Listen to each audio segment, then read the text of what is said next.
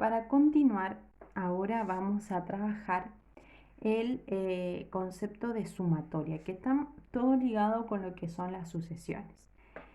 ¿Qué es una sumatoria? Básicamente es sumar los términos que se obtienen de una regla o fórmula general donde interviene como variable un número natural. ¿Sí? Va a intervenir un valor que va a variar y que ese valor que va a variar va a ser un número natural. Pero ¿qué pasa si nosotros sumamos una serie de términos que son infinitos o que son demasiado grandes? Vamos a suponer que tenemos que sumar 50 términos. Es como mucho, entonces, para no presentar todos los términos de esa suma, lo que se hace es utilizar el símbolo de la sumatoria, que es el que ustedes pueden observar aquí. Bien.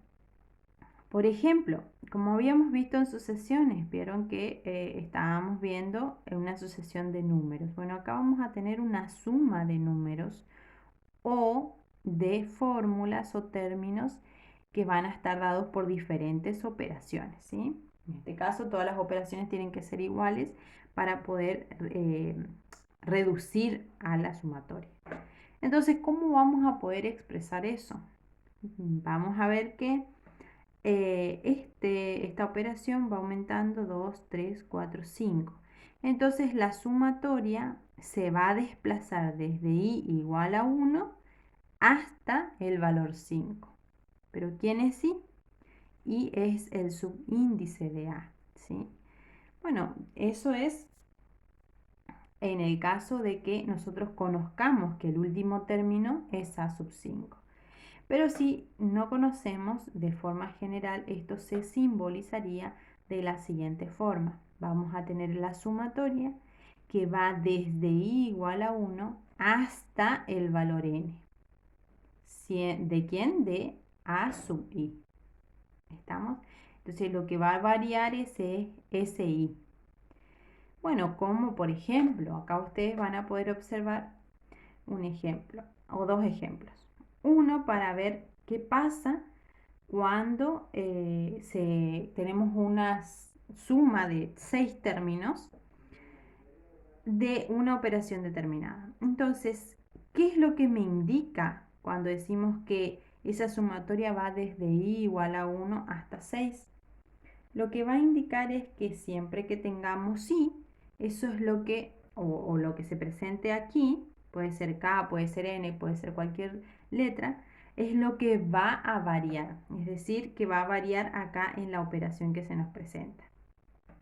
Entonces eso va a ser 1, porque empieza con 1, al cuadrado, más, seguimos, el siguiente es 2, lo elevamos al cuadrado, más ¿quién? Ahora 3 al cuadrado, más 4 al cuadrado, más 5 al cuadrado y más 6 al cuadrado, porque 6 es el último valor que va a tomar esa sumatoria, ¿sí?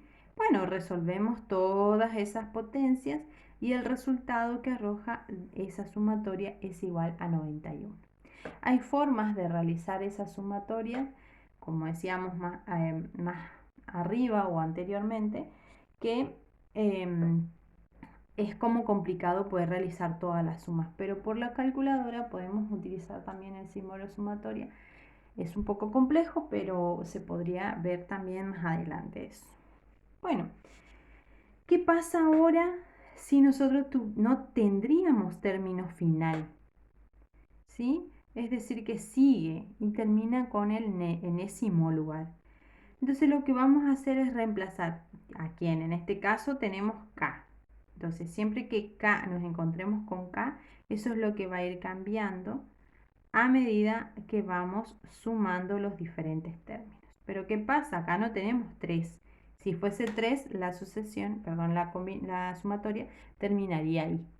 Pero en este caso no termina ahí porque sigue hasta n. Entonces lo que hacemos es expresarlos con puntos suspensivos y en vez de poner un valor aquí, lo que hacemos es poner de manera general, escribimos n. Entonces esta sumatoria quedaría expresada de la siguiente manera. No podemos resolver porque es imposible poder resolver una operación donde intervienen letras, entonces lo dejamos expresado directamente así. ¿Qué es lo que tenemos que tener en cuenta cuando hablamos de sumatorias?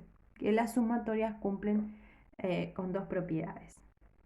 La primera es que es distributiva con respecto a la suma.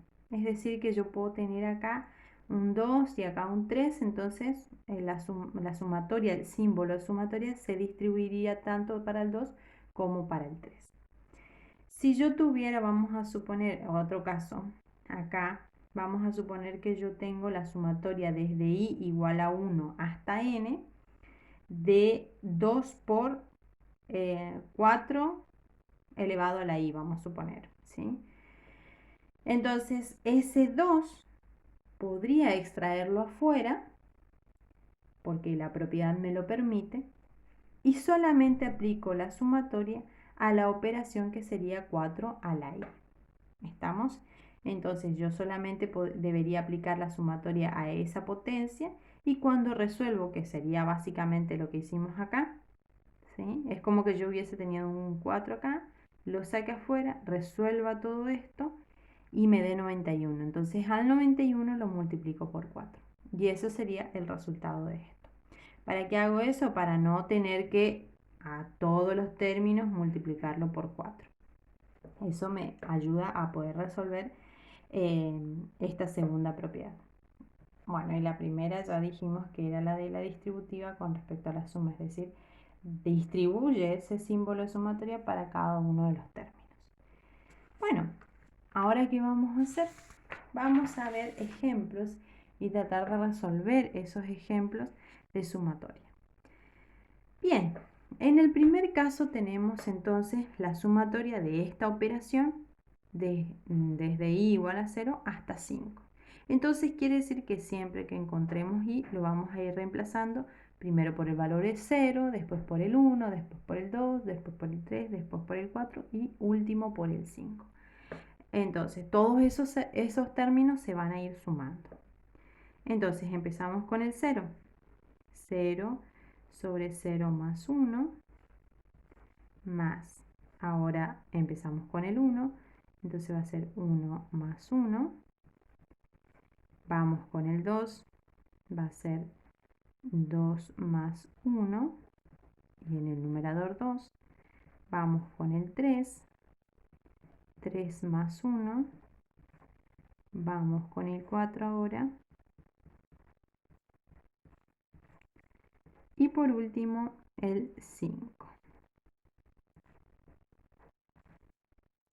Bueno, ahora lo que tenemos que hacer es resolver todos esos términos. Acá nos va a quedar 0 dividido 1, por lo tanto el término va a ser igual a 0. Más 1 sobre 1 más 2 es 1 medio, más 2 sobre 2 más 1, 3, más 3 sobre 3 más 1, 4, más 4 sobre 4 más 1, 5, más 5 sobre 5 más 1, 6. Entonces tengo todos esos términos. Lo que hago es sumarlos a todos. Yo ya tengo el resultado, entonces directamente les escribo que es igual a 71 sobre 20. Y ese es el resultado de esta sumatoria. Bien, vamos al siguiente ejemplo. En el siguiente ejemplo hablamos de que k va a variar desde 1 hasta 5. Entonces, siempre que encontremos k, vamos a ir reemplazando primero con 1, después con 2, después con 3, después con 4 y por último con 5.